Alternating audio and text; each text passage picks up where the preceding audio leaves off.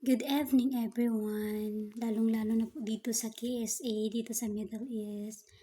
Good evening sa inyong lahat. Actually guys, Ramadan ngayon kaya sobrang busy, so much. Tapos, dito kasi sa amo ko, hindi masyado busy dito. Kasi 5 lang sila dito eh. Nung first Ramadan talaga sobrang busy. Kasi lahat ng mga apo niya at saka anak ng madam ko, dito sila lahat. Kaya sobrang busy ko that time. Pero nagbabago ang oras na pahinga ko. Kasi sabi ni madam, Ramadan na kaya 5, kailangan kailangan 10 ako aakyat ng gabi. So, after that, sobrang busy ako maghapon, tsaka wala talaga akong oras.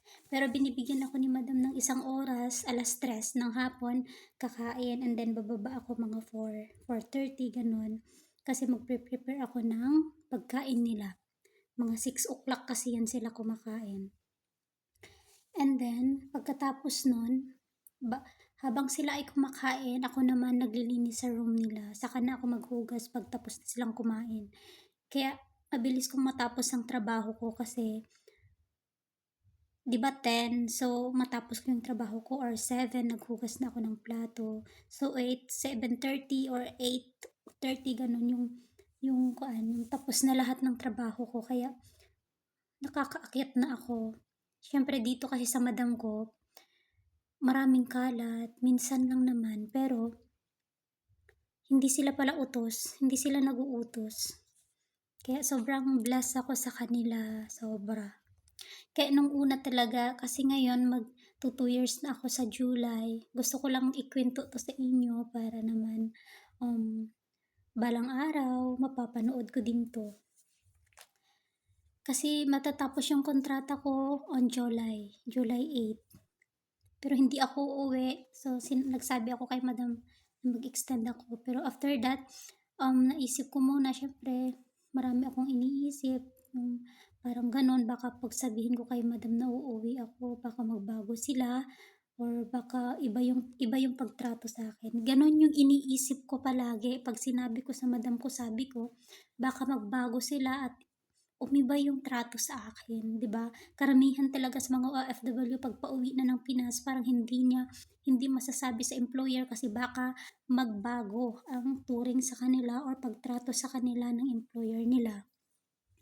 So, ang nangyari, sabi ni madam sa akin, after 5 months, dapat sabihin mo na kung babalik ka or hindi, sabi ni madam. Sabi ko, okay madam, fast forward tayo. Tinanong ni madam sa akin na, ano Sheila, nakapag-desisyon ka na ba? Nakapag-plano ka na ba? Babalik ka ba o hindi? Sabi ko, madam, sorry madam, hindi na ako makakabalik. Alam mo naman, sabi ko, may anak akong maliit. So, kailangan ko talaga maalagaan sila doon. Kasi walang mag-aalaga sa kanila. Kaya kailangan ko talaga magstay madam, hindi ako makakabalik. Sabi niya, okay lang, naintindihan naman kita, sabi niya. Kaya, bilib din ako dito sa madam ko, hindi niya ako pinipilit. Ako yung kusa nag-extend, na mag-extend ako ng 3 months para naman may kumbaga pang pocket money ako pa uwi, pang negosyo, ganon. So, kailangan ko mag-extend ng 3 months. So, pumayag naman siya, diba? Sobrang bless ko sa kanya. Pero, yung iniisip ko that time, sobrang mali ko po talaga. Mali talaga yung naisip ko noon. So, nung sinabi ko na sa kanila after 1 month, hindi pa rin, ganun pa rin yung ugali nila. Pero akala ko magbabago sila.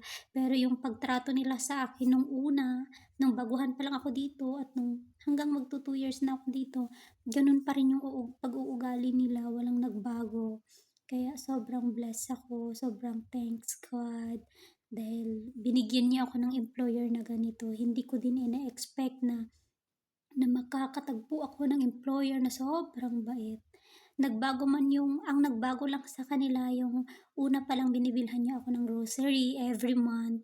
Pero, normal lang naman yun, nag-stop. Kasi, may isip talaga natin na nagbago sila kasi nag-stop sila sa pagbigay ng grocery sa atin. Open naman tayo sa kusina, tapos gusto mo pa, bibilhan ka ng mga grocery. Hindi naman pwede yun kasi dubli-dubli na yung gasto nila sa atin. Kaya okay lang din. Tsaka free naman ako sa lahat ng needs ko kung anong kailangan ko dito, mga personal needs ko. Binibigay naman ni madam sa akin. Kaya sobrang thankful talaga ako.